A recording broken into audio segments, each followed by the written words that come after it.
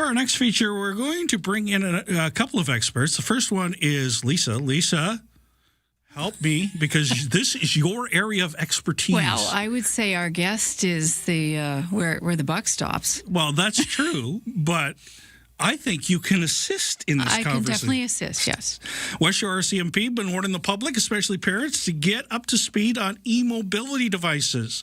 This after a number of significant complaints, including a 13-year-old getting hit with a $368 fine after an e-bike dangerous driving call. Spokesperson Corporal Nancy Saggar joining us now.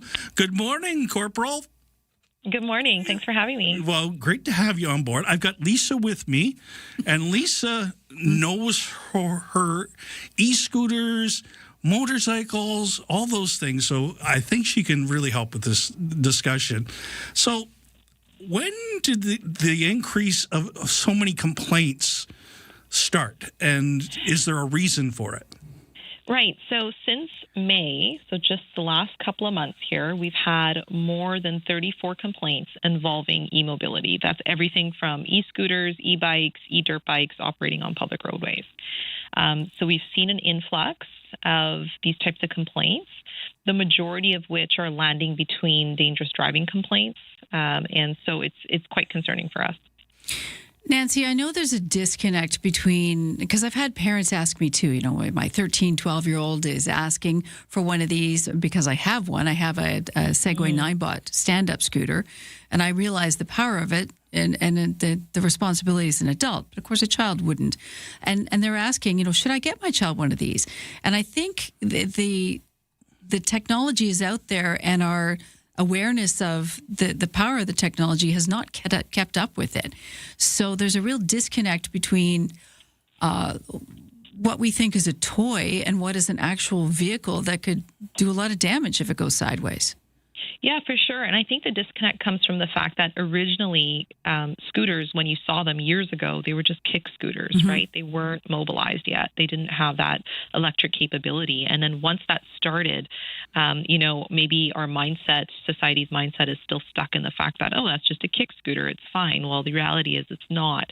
You need to be 16 years or older in order to drive an e-scooter. And the same rules as that apply to a bike apply to the scooter. And then on top of that, really, e-scooters are only allowed in certain communities. They're not allowed just everywhere. So here in the West Shore, you can drive them in Langford, Colwood, View Royal, but not in other surrounding areas. So it depends on if your community has opted in to the pilot projects surrounding e-scooters, then yes, you can ride them in those communities. But if it hasn't, then you are not allowed to. Beyond that, though, the safety aspect, we've had, stories from Surrey, we've had stories from the mainland of major hospitals, the staff there, pleading with officials. Yeah. And I know the rules aren't yours to be made, but pleading with officials to say do more because we're seeing so many kids show up at emergency after using these. And it must be difficult for you, too, because your officers are first responders on these scenes. Yeah, for sure. Yeah, like a major concern, too, is if it's being driven dangerously, that doesn't just put other motorists at risk. That puts that rider at risk, right? For example, an e-scooter, it's just 2 points of contact on the road. It's very low to the ground. A small divot in the road, a small pothole, a big rock, it's going to throw that thing right off and you'll go flying. So it could be very dangerous. It goes maximum. It's supposed to go maximum only 25 kilometers an hour. But again, that's quite fast if you think about it. If all you're wearing is a helmet, you hit a pothole, etc., and you go flying, you can cause some serious damage.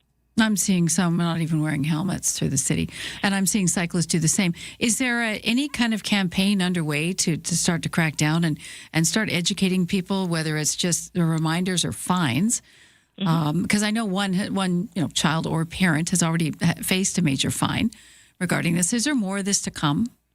Yeah, absolutely. So our traffic unit and our frontline officers are working together to monitor and control this issue as much as we can. I mean, of course, we have to respond to calls for service in between. But what we're doing is we're going to areas where we know there's heavier traffic, where we know e-scooters are being driven, e-bikes, etc. And the other issue that we're having here is e-dirt bikes, which, by the way, are not road legal. They are not allowed to be used on public roadways. So that's another big issue that maybe we could talk about in a minute. But what we're doing is we're actively, proactively patrolling. And I have to say, you know what, education period's almost over here. We're starting to enforce. We gave a 13-year-old a $368 fine just last week for dangerous driving. And those fines on a young person can also affect their chances and ability to gain a license in a few years' time when it comes time for them to get a license. So, you know, parents, if you're listening, please, understand the rules and the regulations before you purchase these items for your kids. First of all, make sure that they're even road legal, that your child's even old enough, and also talk to them about what the rules are on how to drive. Like if you're riding an e-bike, which again, you need to be at least 14 for a light e-bike, 16 for a standard e-bike. So if your child is, you know, riding an e-bike or an e-scooter, go out with them the first few times. Don't just buy it for them and let them, you know, have at her. Go with them, make sure they're riding properly, teach them the rules of the roadway, monitor them, and then only when you think that they're going to be safe to do it on their own, then maybe you give them some of that freedom.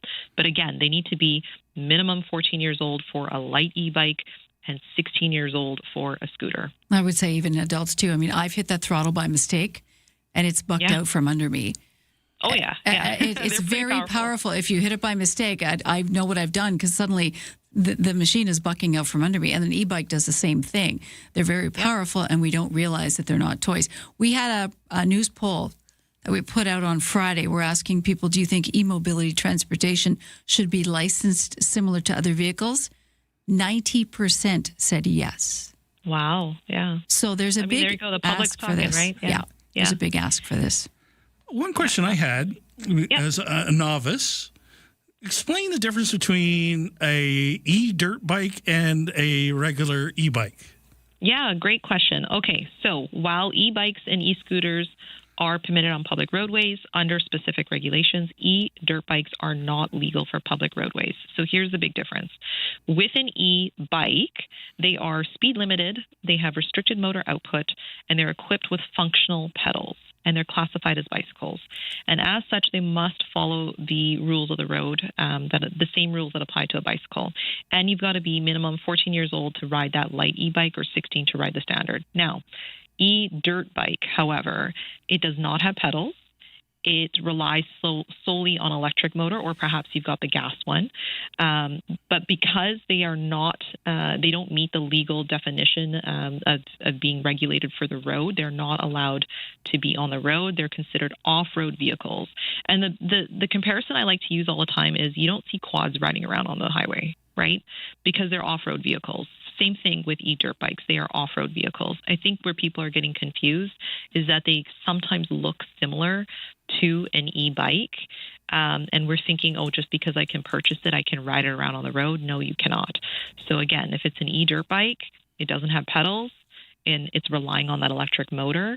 It doesn't meet the legal definition of an e-bike, so it cannot be on the roadway. And it's also not insurable, right? So if we catch you riding it, we're seizing it, we're taking it, and we're likely going to be asking for it to be forfeited. So you'll have a very difficult time getting it back from us.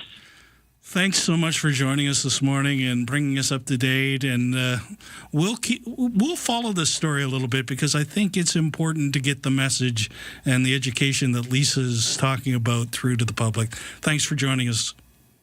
Yeah, thank you. Have a good day.